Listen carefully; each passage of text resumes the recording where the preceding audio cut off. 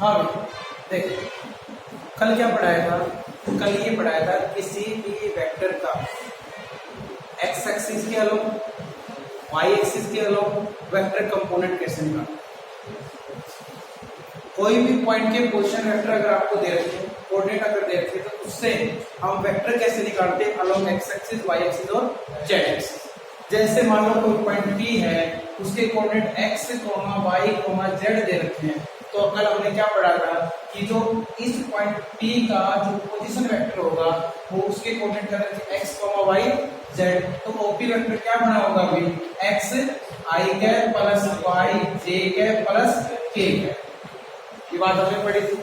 उसके बाद हमने ये पढ़ा था x i cap y j cap z k cap आपके वेक्टर कंपोनेंट है along x axis, y axis, z axis. ठीक बात है? ओके। और ये x y z ये आपके स्केलर कंपोनेंट है along x axis, y axis और z एक्सिस। फिर हमने ये पढ़ा था एक पॉइंट अगर P दे रखा है और एक पॉइंट हमने क्या दे रखा है 2 दे रखा है, इसके कोऑर्डिनेट मान लो इसके x1 y1 और z1 है, इसके x2 y2 और z2 है।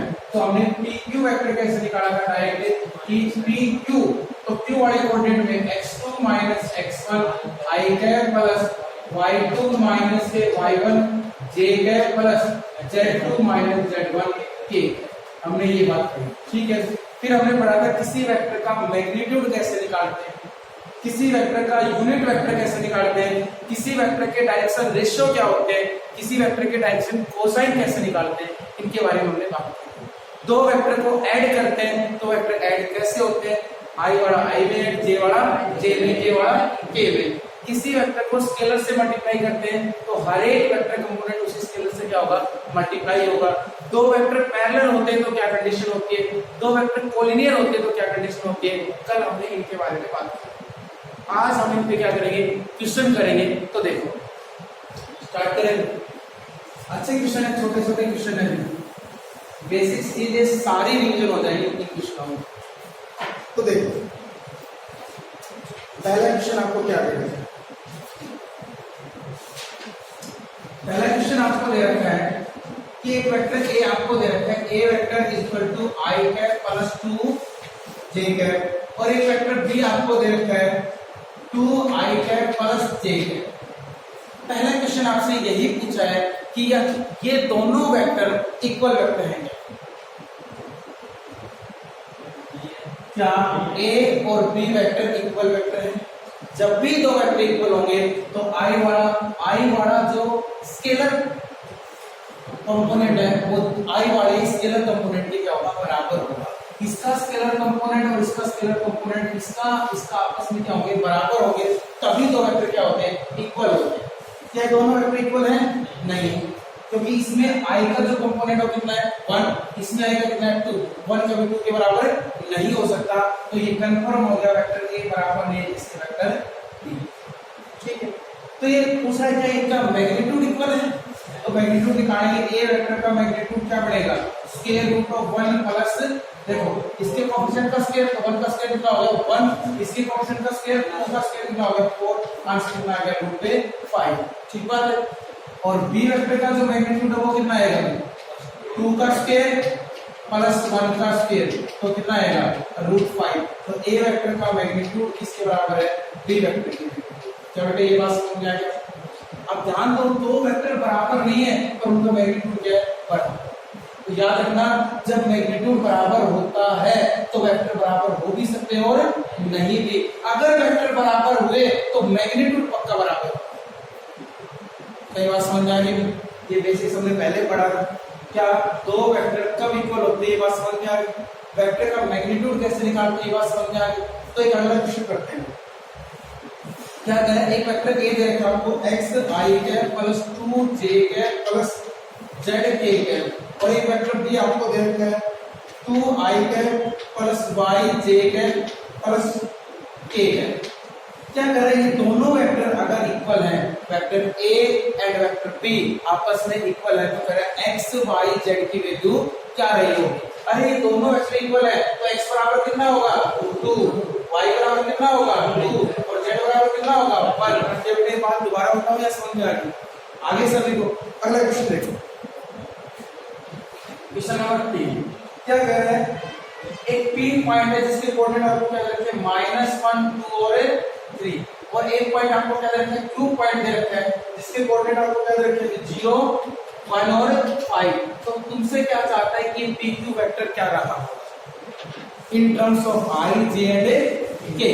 तो तुम बताओ पी क्यू वेक्टर क्या होगा, पी क्यू तो पहले किसके लोगे क्यू के, तो क्या बढ़ेगा, ये बढ़ेगा x1, फिर ये बढ़ेगा y1, ये बढ़ेगा z1, ये x2 y2 और z2, x2 माइनस x1 तो क्या बढ़ोगे 0 माइनस माइनस क्या हो गया plus i cap plus 1 minus 2 j cap plus 5 minus 3 k cap. क्या कई बार समझ आए, तो आंसर क्या बढ़ेगा पी क्यू वेक्टर का i cap minus j cap plus 2 k cap. अरे इस PQ वेक्टर का मैग्नीट्यूड भी निकाल के देखो, तो PQ का मैग्नीट्यूड कितना हो जाएगा अभी स्क्वायर रूट ऑफ 1 प्लस के 4 कितना आ गया रूट 6। क्या बेटे दोबारा बताऊं या समझ में आ गया, आगे भी समझ। अगला क्वेश्चन आपको दे रखा है, कह रहा है A vector is equal to 3 i cap plus 4 j cap. B vector आपको कितना दे रखा है अभी 4 i cap plus 5 j cap, और एक आपको सी वेक्टर आपको दे रखा है कितना माइनस के i cap plus 3 j cap. एक ए वेक्टर आपको दे रखा है, बी वेक्टर आपको दे रखा है और सी वेक्टर दे रखा है। कह रहा है find the value of A vector plus 2 B vector minus K C vector. इसका आंसर क्या रहा होगा ये क्वेश्चन चाहता है, ठीक है। ए वेक्टर आपके पास है, सी वेक्टर आपके पास है, पर 2b वेक्टर आपके पास नहीं है। 2b वेक्टर का मतलब b वेक्टर के प्रत्येक कंपोनेंट को किससे मल्टीप्लाई करना है 2 से, तो इसको 2 से करोगे तो 2 into 4 i cap plus 5 j cap. Answer क्या बन जाएगा 8 i cap plus 10 j cap. क्या बेटे ये बात समझ में आ गई, ठीक है। अब आंसर किसका निकालना है, a vector plus 2b vector minus के c वेक्टर। a वेक्टर कितना है माइनस के 3 i cap plus 4 j cap plus 2b vector कितना है 8 i cap plus 10 j cap minus c vector कितना है आपके पास minus i cap plus 3 j cap. तो इसको लिखिए तो क्या बढ़ गया माइनस के 3 i cap plus 4 j cap plus 8 i cap plus 10 j cap plus i cap और माइनस के 3 j कैप। तो बेटे क्या बढ़ गया देखो 3 8 कितना हो गया 5 8 6 तो i कैप होगा अभी, ये 14 माइनस 3 प्लस का 11 क्या होगा j कैप। बेटे दोबारा बताओ या समझ में आ गया। तो कोई भी वेक्टर आपको दे रखो क्या लीनियर कॉम्बिनेशन निकाल दोगे, अरे किसी बात पे डाउट नहीं है, आगे समझ। अगला क्वेश्चन देखो, क्वेश्चन नंबर 5 क्या दे रखा है, कह रहा है एक वेक्टर मान लेते हैं let A vector is equal to दे रखा है x i cap plus j cap plus k cap. ये चीज आपको दे रखी है इसमें, तो मैंने इसको थोड़ी देर के क्या मान लिया ए वेक्टर मान लिया। तो तुम बताओ ए वेक्टर आपका क्या बढ़ गया x i cap plus y j cap plus z, sorry x i cap x j cap और x k कैप। तो कह रहा है x की वैल्यू क्या रही होगी, x की वैल्यू क्या रही होगी, जबकि ये वेक्टर कैसा है यूनिट वेक्टर। जब तुम बताओ ये यूनिट वेक्टर होगा तो क्या होगा भाई इसका मैग्नीट्यूड कितना होगा 1, तो ए वेक्टर का जो मैग्नीट्यूड कितना होगा 1, जबकि हम मैग्नीट्यूड निकालेंगे कितना आएगा x का स्क्वायर प्लस x का स्क्वायर प्लस x का स्क्वायर कितना हो गया 1, तो कितना बढ़ गया 3x स्क्वायर का स्क्वायर रूट इक्वल टू कितना हो गया 1, दोनों साइड स्क्वायर करेंगे तो 3x स्क्वायर इक्वल टू कितना हो गया 1। तो तुम बताओ x स्क्वायर इक्वल टू 1/3, तो x की वैल्यू प्लस माइनस 1/√3। क्या बेटे ये बात दोबारा बताई जाए क्या समझ में आ गया, देख लो किसी बच्चे आगे समझो, पक्की बात है। तो अब तक मैंने क्या समझाया आपको कि दो वेक्टर इक्वल कैसे इक्वल होते हैं, तो अननोन की वैल्यू कैसे निकालोगे, उसका मैग्नीट्यूड कैसे निकालोगे, क्या ही बात में किसी बच्चे को डाउट। फिर मैंने आपको बताया कोई भी दो पॉइंटों के आपको कोऑर्डिनेट दे रखे हो तो डायरेक्ट उन दोनों पॉइंटों के बीच का वेक्टर कैसे निकालोगे। P पॉइंट का कोऑर्डिनेट आपके पास, Q पॉइंट का कोऑर्डिनेट है, तो PQ वेक्टर कैसे निकालोगे, क्या ये बात समझ में आई। अगर मैं कहता P पॉइंट का पोजीशन वेक्टर क्या बढ़ेगा, तो क्या बढ़ेगा minus i cap plus 2 j cap plus 3। Q point का पोजीशन वेक्टर क्या बढ़ेगा 0 i cap plus j cap plus 5 k cap. तब भी आप पोजीशन वेक्टर निकाल सकते हो, position vector of Q minus position vector of P, तब भी आंसर यही है। पर हमने डायरेक्ट सीख लिया थी, तो जब भी दो पॉइंटों के कोऑर्डिनेट दे रखे हो, PQ वेक्टर चाहे तो x2 - x1 i cap plus y2 - y1 j cap plus z2 - z1 k cap, ठीक है। उसके बाद जो वेक्टर आएगा उसका क्या निकालना है, मैग्नीट्यूड। उसके बाद हमने सीखा कोई भी अगर वेक्टर आपको दे रखे हैं, कभी भी लीनियर कॉम्बिनेशन उसे 2 से मल्टीप्लाई करो, 3 से मल्टीप्लाई करके ऐड करोगे, ये काम कर लोगे। हाँ ठीक है। इस क्वेश्चन में कह रहा है ये आपके पास एक वेक्टर है, तो मैंने इस वेक्टर को थोड़ी देर पहले क्या मान लिया, ए वेक्टर मान लिया, तो ए वेक्टर आपका ये होगा कि नहीं होगा, x i cap plus x j cap plus x k cap. क्या इसमें x की वैल्यू क्या रही होगी जब ये वेक्टर क्या है, यूनिट वेक्टर है। तो कोई भी यूनिट वेक्टर होगा तो उसका मैग्नीट्यूड पक्का किसके बराबर होगा, 1 के, और वहां से हमें किसकी वैल्यू निकालनी, x की। क्या बेटा ये बात समझ में आ गई? आगे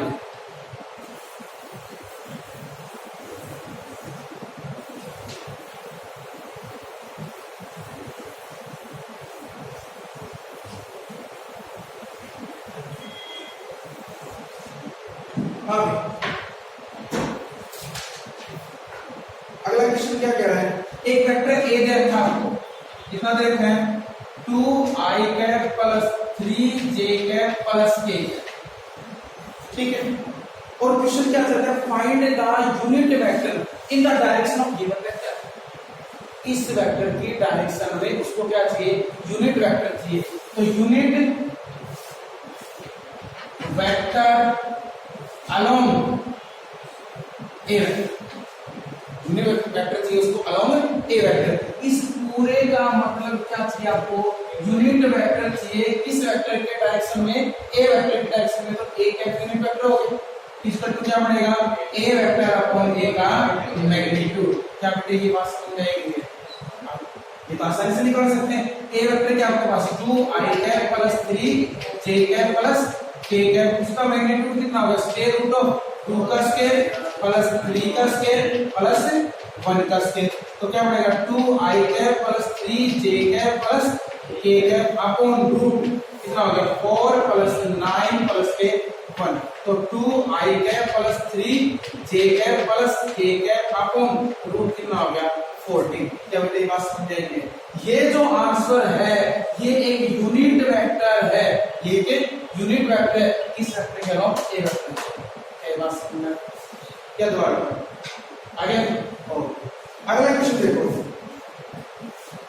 अगला क्वेश्चन ये क्या चाहता है कि find A vector, find A vector in the direction of A vector. आपकी बार एक वेक्टर दे रखा आपको i कैप माइनस के 2 j कैप, बहुत अच्छा क्वेश्चन है। एक वेक्टर आपको दे रखा है i cap minus 2 j cap, क्या एक नया वेक्टर चाहिए, एक नया वेक्टर चाहिए इसको जो इस वेक्टर की डायरेक्शन में होगा, इस वेक्टर की डायरेक्शन में होगा, जिसका मैग्नीट्यूड, जो नया वेक्टर आएगा उसका मैग्नीट्यूड कितना दे रखा आपको, 7 यूनिट्स। क्या बेटे बात समझ गए? अब की बार यूनिट वेक्टर नहीं चाहिए, एक नया वेक्टर चाहिए इसी वेक्टर की डायरेक्शन में। तो ए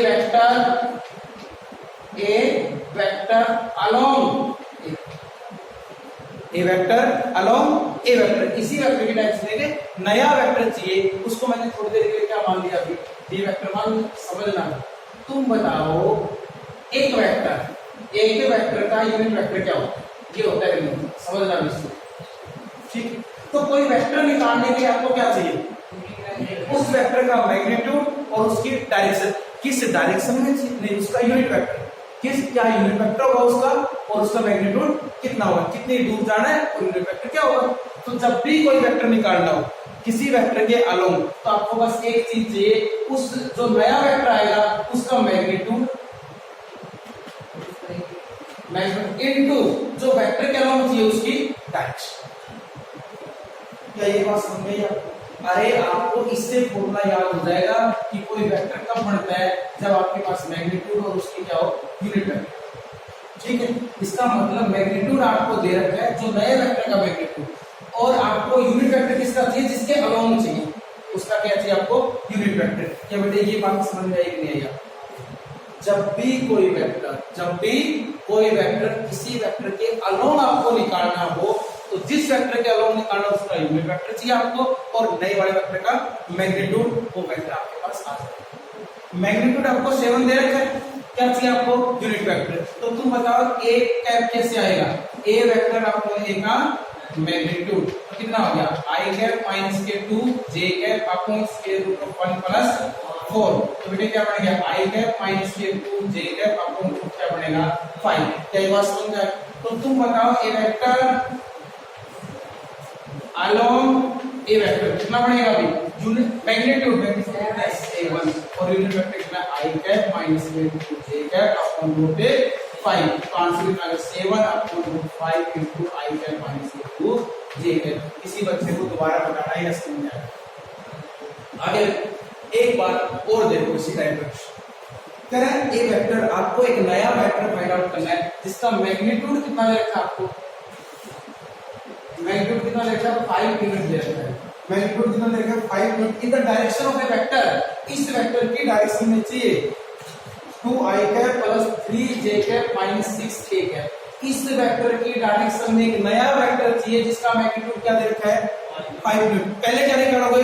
इस वेक्टर के अलोंग यूनिट वेक्टर, इस वेक्टर के अलोंग यूनिट वेक्टर। तो ए वेक्टर के अलोंग यूनिट वेक्टर निकालोगे तो A vector upon A vector का मैग्नीट्यूड होगा कि नहीं होगा? होगा। तो क्या बन गया? 2i cap plus 3j cap minus 6k cap upon क्या बनेगा? रूट 2 का स्क्वायर कितना होगा? और 3 का स्क्वायर कितना होगा? 9 माइनस 6 का 36। तो क्या बन गया? 2i cap plus 3j cap minus के 6k कैप अपॉन भाई 49। तो कितना बन गया? 7। अरे यूनिट वेक्टर आ गया नहीं आ गया? अब हमें नया वेक्टर चाहिए इस वेक्टर के अलोंग। तो नया वेक्टर चाहिए ए वेक्टर अलोंग ए वेक्टर कितना होगा? मैग्नीट्यूड जो कितना है? 5 इनटू इस वेक्टर के अलोंग यूनिट वेक्टर जो कितना है? 2i cap plus 3j cap minus 6k cap upon 7। क्या बेटे बात समझ में आई? तो कितना होता है? 5 upon 7 2i cap plus 3j cap minus के 6k कैप। ये कहता इस वेक्टर के अलोंग तो चाहिए पर डायरेक्शन अपोजिट होती। अगर डायरेक्शन अपोजिट होती तो यहां पर लगता माइनस। क्या बात समझ आई? सेम डायरेक्शन तो क्या लगता? प्लस। क्या भाई ये बात दोबारा बताऊं या समझ में आई? पहले दोबारा बताना है या समझ में आएगा तुमसे? आगे तो तुम बताओ किसी वेक्टर के अलोंग यूनिट वेक्टर निकालना है। अरे किसी भी वेक्टर के अलोंग यूनिट वेक्टर निकालना हो तो वो वेक्टर आपको उसका मैग्नीट्यूड, वो वेक्टर आपको उसका मैग्नीट्यूड। दूसरी बात, किसी भी वेक्टर के अलोंग वेक्टर निकालना हो तो नए वेक्टर का मैग्नीट्यूड इनटू जिस वेक्टर के अलोंग निकालो उसका यूनिट वेक्टर। नए वेक्टर का मैग्नीट्यूड और जिसके निकालना हो उसके अलोंग का यूनिट वेक्टर। तो मैग्नीट्यूड आपको खुद देगा, यूनिट वेक्टर आप निकालो, दोनों को मल्टीप्लाई करो, नया वेक्टर आएगा उस वेक्टर के अलोंग। अब कोई पूछे सर ऐसा क्यों होता है? भाई नया वेक्टर चाहिए आपको, मान लो एक्स एक्सिस ये, इस एक्स एक्सिस के अलोंग यूनिट वेक्टर चाहिए आपको, तो वो वेक्टर आपको उसका मैग्नीट्यूड हो गया। और एक्स एक्सिस के अलोंग ही नया वेक्टर चाहिए तो आपको यूनिट वेक्टर तो एक्स एक्सिस का ही लेना पड़ता है। यूनिट वेक्टर तो एक्स एक्सिस का और इस वेक्टर का मैग्नीट्यूड नए वाले का लेना पड़ता है। कितनी दूर जाएगा? मान इसका मैग्नीट्यूड 7 हो और आपने इसका यूनिट कितना माना? 2। तो आपको कितनी दूर जाना पड़ेगा? 4 जाना। आगे नहीं आएगा बात। इसलिए हम यूनिट वेक्टर तो जिस वेक्टर के अलोंग होता है उसी का लेते हैं और मैग्नीट्यूड नए वाले। और किसी वेक्टर के अलावा यूनिट वेक्टर निकालना हो तो उसी वेक्टर आपको उसी वेक्टर का मैग्नीट्यूड। बेटे क्या बात समझ आई? देख लो ये बात आपको दोबारा बताई जाए या समझ में आगे? तो देखो आगे इस एक्सरसाइज के लिए एक अच्छा कंसेप्ट था और ये दोनों ही क्वेश्चन पूछे गए सीबीएसई बोर्ड में। दोनों क्वेश्चन पूछे गए हैं। एक वेक्टर का यूनिट वेक्टर कैसे निकालते हैं और एक नया वेक्टर कैसे निकालना है किसी वेक्टर के अलोंग। ठीक है सर। अगला क्वेश्चन देखो, क्वेश्चन नंबर 9 पढ़ते हैं। कह रहा है एक वेक्टर ए आपको दे रखा है 4i कैप माइनस के j cap plus k cap. एक बी वेक्टर आपको दे रखा है 2i कैप माइनस के 2j cap plus k cap. ठीक है। तो कह रहा है हमें एक यूनिट वेक्टर चाहिए along A vector plus B vector. Unit vector किसके along? A vector plus B vector. तो पहले आपके पास A vector plus B vector का होना चाहिए। अरे आएगी नहीं ये बात सुनो। तो A vector plus B vector करो तो 4i cap minus j cap plus k cap plus क्या होगा 2i कैप माइनस के 2j cap plus k cap. जोड़ने के लिए कितना हो गया? 6i कैप जोड़ेंगे कितना हो गया माइनस के 3 जे कैप, जोड़ेंगे कितना हो गया प्लस के 2 के। आगे क्लियर? ये नया वेक्टर आया, इसको मैं थोड़ी देर के लिए सी वेक्टर मान लूं, तो तुम बताओ अब क्वेश्चन क्या बन गया? अरे अब क्वेश्चन क्या बढ़ गया कि सर हमें यूनिट वेक्टर चाहिए अलोंग सी वेक्टर। क्या ये बात समझ आई? सी वेक्टर का मतलब along A vector plus B vector. क्या ये बात समझ आ गई? इसका मतलब सी वेक्टर का यूनिट वेक्टर क्या बनेगा? सी वेक्टर का magnitude C vector upon C vector का मैग्नीट्यूड। क्या ये बात समझ आ गई? सी वेक्टर आपके पास क्या है? 6 i cap minus 3 j cap plus 2 k cap upon कितना आएगा भाई? रूट 36 प्लस 9 प्लस के 4। कितना बढ़ जाएगा बेटा? ये चीज लिखनी आएगी। ये कैसे लिख रहा हूँ? ये कैसे? 6 का स्क्वायर प्लस माइनस 3 का स्क्वायर प्लस 2 का स्क्वायर, तो क्या बढ़ेगा? 6 i cap minus 3 j cap plus 2 k cap upon root कितना होगा? 49। तो ये कितना बढ़ेगा? 7। आपका क्या जाएगा आंसर? दोबारा बताओ या समझ में आएगा? आगे अगला क्वेश्चन नंबर 10। क्या करेंगे?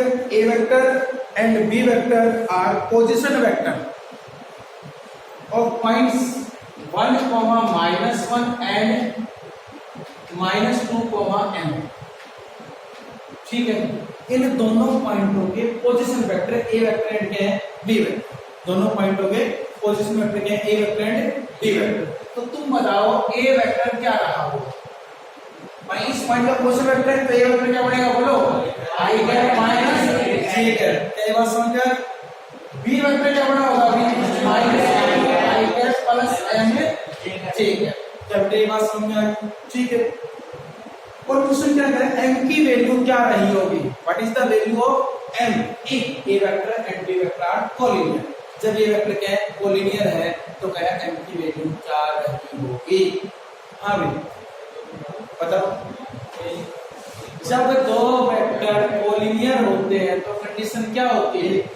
A vector is equal to lambda of B vector. क्या याद आया? एक दूसरे के स्केलर मल्टीपल के बराबर होते हैं। ऐसा हुआ तो ए वेक्टर कितना है? i cap minus j cap equal to lambda of B vector कितना है? 2 i cap minus 2 i cap plus m j cap. तो क्या बन गया अभी? i cap minus j cap equal to -2 lambda i cap plus m lambda j। क्या ये बात समझ में आई? ये क्या हो गया? i cap minus j cap. हाँ मतलब बस बराबर कर लो।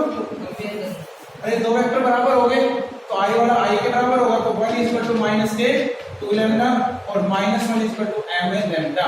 क्या ये बात समझ में आई? तो तुम बताओ लैम्डा की वैल्यू कितनी आ गई? -1/2 -1 इक्वल टू m -1/2 माइनस से क्या कट गया? -10 की वैल्यू कितनी आ गई? 2। बेटे दोबारा बताओ ये समझ में आ गया?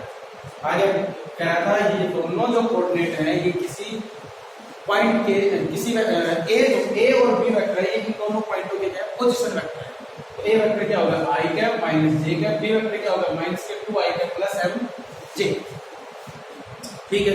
उसके बाद ये कह रहा है दोनों वेक्टर अगर कोलिनियर है तो कह रहा है m की वैल्यू क्या रही होगी? जब भी दो वेक्टर कोलिनियर होते हैं एक दूसरे के स्केलर मल्टीपल के क्या होते हैं? बराबर। तो A vector equal to lambda of क्या हो गया? B vector. उसके बाद हम स्केलर निकाल देंगे m। बेटे समझ में आ गया? अब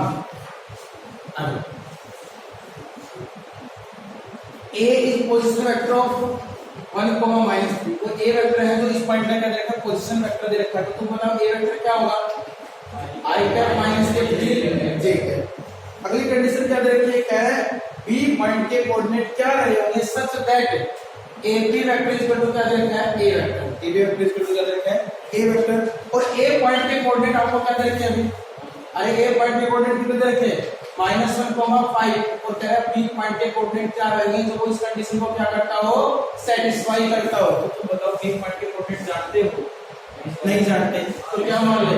x, y। कोई दिक्कत नहीं। तो तुम बताओ ये ए बी वेक्टर क्या आया होगा? x plus 1 i cap plus y minus 5 j cap. ये बात समझ में आई? और ये ए बी वेक्टर किसके बराबर है? ए वेक्टर के। और ए वेक्टर क्या है? i कैप माइनस के 3 j कैप। जब बराबर वेक्टर है तो i वाला i के j वाला x प्लस 1 इक्वल टू 1 और y minus 5 equal to minus के 3। तो तुम बताओ x की वैल्यू तो कितनी होगी 0 और y की वैल्यू कितनी होगी 2। तो b पॉइंट के कोऑर्डिनेट क्या होगी 0, 2। बेटे क्या समझ में आया तुम्हें? दोबारा बताओ या समझ में आ रहा है? आगे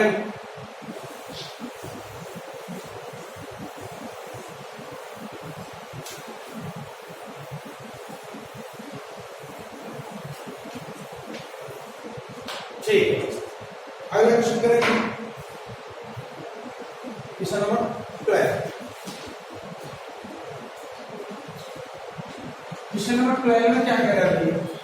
कह रहा है 3 vertex A B C are the vertex of a parallelogram ABCD। आपको एक पैरेललोग्राम दे रखी है ABCD, ये आपकी पैरेललोग्राम होगी ABC और ठीक बात ओके। ए के वर्टेक्स क्या देते हैं -2, -1। बी के क्या देते हैं 3, 0। सी के क्या देते हैं 1, -2। तो कह रहे हैं डी का वर्टेक्स क्या रहा होगा? क्या आपको पता है क्या रहा होगा?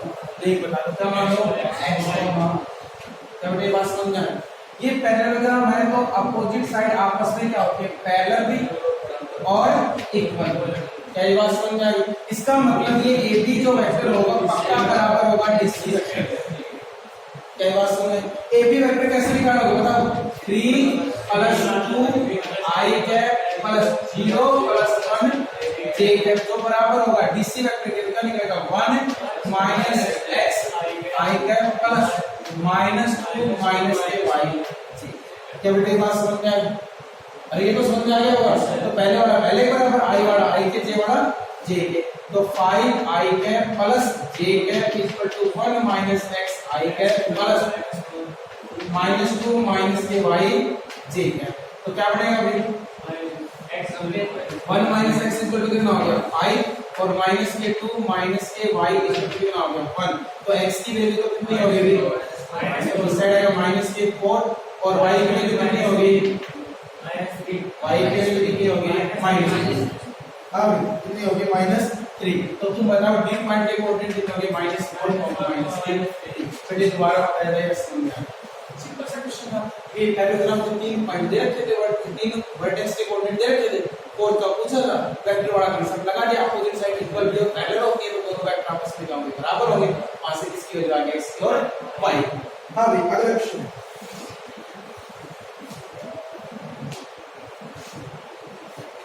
एक वेक्टर ए आपको दे रखे हैं I cap plus J cap minus के 2 K कैप। ठीक बात। तो क्वेश्चन क्या कहता है find its direction ratio and direction cosine. Find its direction ratio and direction cosine. तो तुम बताओ डायरेक्शन रेशियो कैसे फाइंड आउट करोगे? कुछ नहीं करना डायरेक्शन रेशियो में, कुछ भी नहीं करना।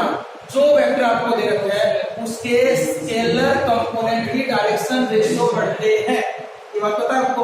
तो तुम बताओ डायरेक्शन रेशियो लिखने में कोई दिक्कत आपको क्या बनेगा 1 1 -2। किसी बच्चे को दिक्कत? ये क्या होगा इसके डायरेक्शन रेशियो। और डायरेक्शन कोसाइन निकालने के लिए उस वेक्टर के अलावा हमें क्या निकालना पड़ेगा यूनिट वेक्टर। उस वेक्टर के अलावा क्या निकालना पड़ेगा यूनिट वेक्टर। और यूनिट वेक्टर निकालने के लिए a कैप इक्वल क्या पड़ेगा a vector upon a vector का मैग्नीट्यूड। तो क्या पड़ेगा भाई I cap plus J cap minus के 2K cap upon 1 plus K 4। तो क्या बन गया a वेक्टर का यूनिट वेक्टर क्या बन गया अभी I cap plus J cap minus के 2K कैप अपॉन √6। अगर इसको सही से लिखेंगे तो 1 upon √6 I cap 1 upon √6 J cap minus के 2 अपॉन √6 K कैप। और यूनिट वेक्टर के जो स्केलर कंपोनेंट होते हैं वो क्या बनते हैं direction ratio sorry direction cosine. तो डायरेक्शन कोसाइन क्या बन गया 1 अपॉन √6 1 अपॉन √6 -2 अपॉन √6। क्या बेटे बात समझ में आ गई? ये तो पूरा सब्जेक्टिव काम हो गया। अगर सीधा लिखो तो इजी पॉइंट के मैग्नीट्यूड से क्या कर दो डिवाइड कर दो, वही क्या बनेगा डायरेक्शन कोसाइन। तो किसी भी वेक्टर के डायरेक्शन रेशियो डायरेक्शन कोसाइन लिखने आएगा नहीं है। डायरेक्शन रेशियो जब भी किसी वेक्टर का लिखना होगा आपको तो क्या करोगे कुछ नहीं करना, जो वेक्टर दे रखा है उसी के स्केलर कंपोनेंट हमेशा क्या होंगे, डायरेक्शन रेशियो। और जो वेक्टर आपको दे रखा है उस वेक्टर के अलोंग अगर हमने यूनिट वेक्टर निकाल दिया और यूनिट वेक्टर निकालने के बाद जो आपके स्केलर कंपोनेंट आगे ये और ये का डायरेक्शन है कोसाइन। बेटे समझ में आया नहीं है? आगे देख लो किसी बच्चे को कोई दिक्कत आगे पक्की बात है। अगला क्वेश्चन देखो, एक पॉइंट P दे रखा है आपको क्या 2 6 3, एक पॉइंट Q दे रखा है आपको कितना 1 2 7 एंड एक पॉइंट R दे रखा है आपको कितना 3 10 और -1। क्या प्रूव करो ये तीनों पॉइंट क्या है, कोलिनियर। प्रूव करके दिखाओ ये तीनों पॉइंट क्या होंगे, कोलिनियर। हम क्या कर सकते हैं भाई, हम तो वेक्टर निकाल सकते हैं। और दो वेक्टर कोलिनियर कब होते हैं, जब एक दूसरे के स्केलर मल्टीपल के बराबर आ जाए। ठीक है, तो मैंने क्या निकाला PQ वेक्टर। PQ वेक्टर क्या पड़ेगा, 1 -2 I cap plus 2 - 6 J cap plus 7 - 3 K cap. क्या बेटे बात समझ में आई? तो आंसर क्या आ गया अभी, -8 I cap -4 J cap plus 4 K cap. फिर मैंने क्या निकाला QR वेक्टर। QR वेक्टर क्या पड़ेगा, R में 6 वाले माइनस, तो 3 - 1 I cap 10 - 2 J cap -1 - 7 K cap. तो QR वेक्टर क्या हो गया अभी 2 I cap plus 8 J cap -8 K cap. मैं -2 कॉमन ले लूं तो आपको पता कितना पड़ेगा, -के I cap -4 J cap plus के 4 K कैप। ध्यान से देखो -2 को क्या पड़ गया, PQ वेक्टर। क्या बेटे बात समझ में आ गई? क्योंकि यही कॉन्सेप्ट था PQ वेक्टर का। ठीक है, तो तुम बताओ QR vector equal to -2 PQ vector हुआ नहीं हुआ? तो QR vector equal to lambda of PQ vector हुआ नहीं हुआ? तो QR और PQ वेक्टर क्या हो गए, कोलिनियर। क्या हो गए, कोलिनियर। या क्या कर क्या हो गए, पैरेलल। मतलब ये पैरेलल हो गया, कोलिनियर हो गया, पर इसमें Q पॉइंट क्या है, कॉमन। तो ये एक लाइन में होंगे नहीं होंगे, और एक लाइन में होंगे तो तीनों पॉइंट क्या हो गए, collinear. Q and R collinear. बेटे दोबारा बताऊंगा या समझ में, देख लो किसी बच्चे को ये बात दोबारा बताना, आगे भी सुनो। ठीक है, डायरेक्शनल रेशियो डायरेक्शन कोसाइन निकाल दिया। अगला क्वेश्चन,